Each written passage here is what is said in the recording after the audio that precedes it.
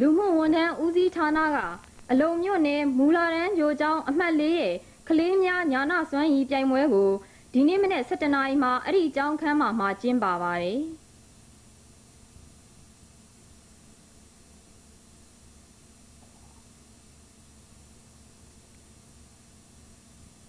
အဲ့ဒီပြိုင်ပွဲမှာကြပြာ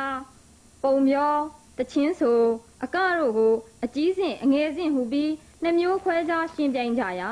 ကလေးငယ်160တို့ပါဝင်ရှင်ပြိုင်ကြပါတယ်